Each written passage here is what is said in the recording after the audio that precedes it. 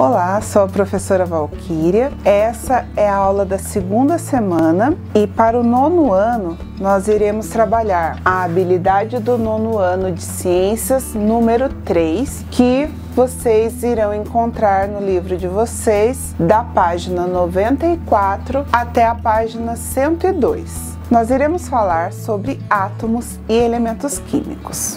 Cada elemento químico é formado por um símbolo representado por uma ou duas letras, onde a inicial é sempre representada em letra maiúscula. O número de prótons presente no núcleo de um elemento químico é sempre o mesmo, e ele é chamado de número atômico e representado pela letra Z. Sendo assim, um elemento químico é o conjunto de átomos que possui o mesmo número atômico. A soma de prótons e nêutrons de um átomo forma o número de massa, que a gente representa pela letra A. O número de prótons ele é característico de cada elemento químico, porém o número de nêutrons pode variar. Assim, acaba formando os isótopos que possuem massas variadas. Quando eu tenho um isótopo, eu represento da seguinte maneira. No meio é representado o símbolo do elemento químico, acima fica o número de massa e abaixo o número atômico, que é igual ao número de prótons. O número de massa é igual ao número de prótons mais o de nêutrons, que é representado número de massa por A, prótons por Z e nêutrons por N. Se eu quiser descobrir qual é o nêutron de um isótopo, é só eu fazer a conta do número de massa menos o número atômico, que é igual ao número de prótons. Assim, se eu tiver um átomo de hidrogênio cujo número de massa é 3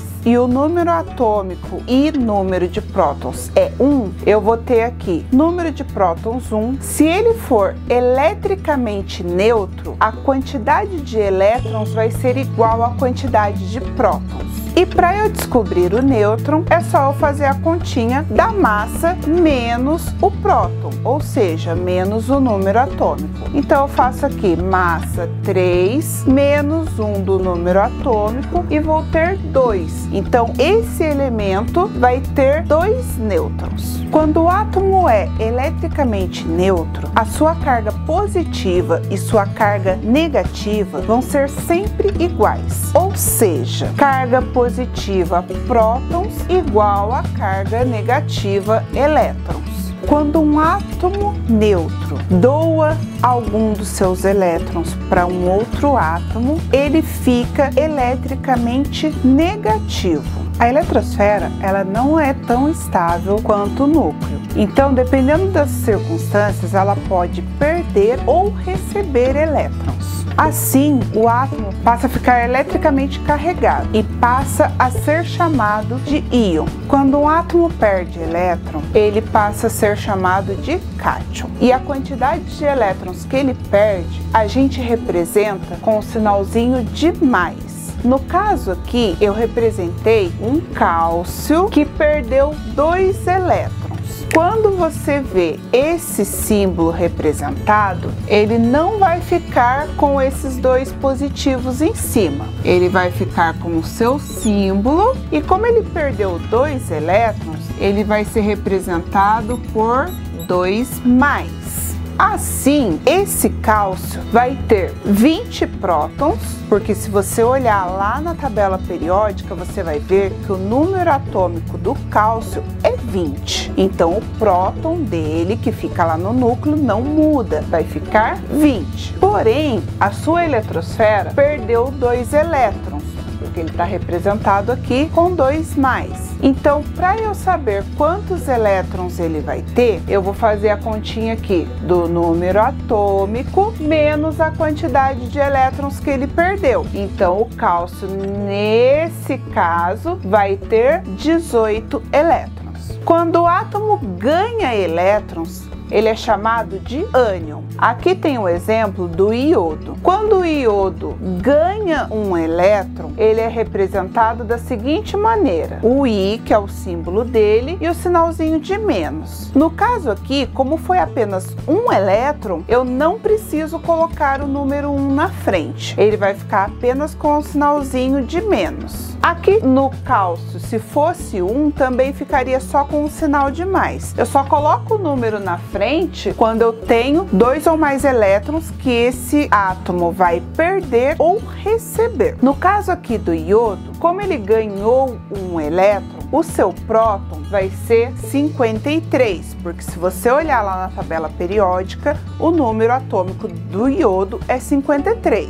Então, o seu próton não muda, que é o seu núcleo, e ele continua 53. Porém, o elétron vai mudar, porque a sua eletrosfera ganhou um elétron. Então, se ele ganhou um elétron, eu vou fazer 53 mais 1 e ele vai ficar com 54 elétrons. Atualmente são conhecidos 118 elementos químicos, porém só 98 estão presentes na natureza. O restante é fabricado em laboratórios.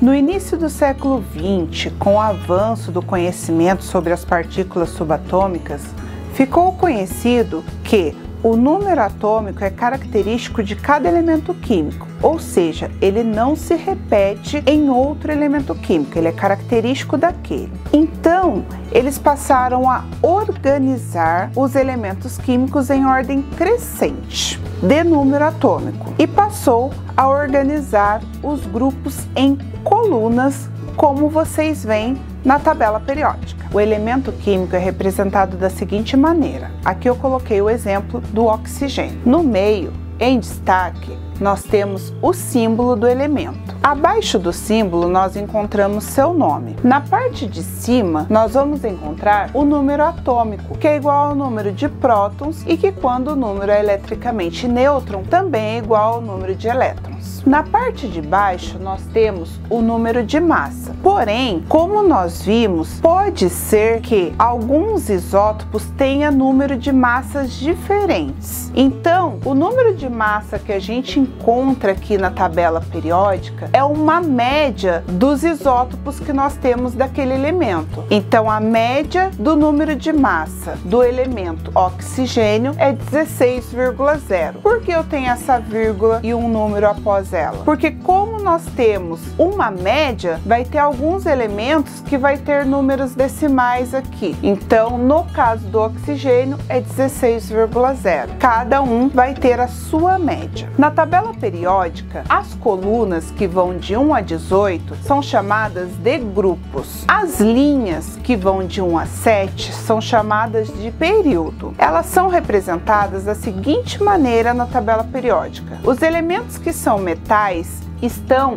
em azul, os não metais em amarelo e os gases nobres em verde. Isso no livro didático de vocês. Algumas tabelas periódicas podem variar essas cores, porém sempre vai ser o mesmo grupo de elemento. Toda tabela, quando você pega, tem uma legenda onde dá para vocês identificarem as cores. No caso do livro de vocês, são essas. Os metais representam a maioria dos elementos químicos da tabela periódica.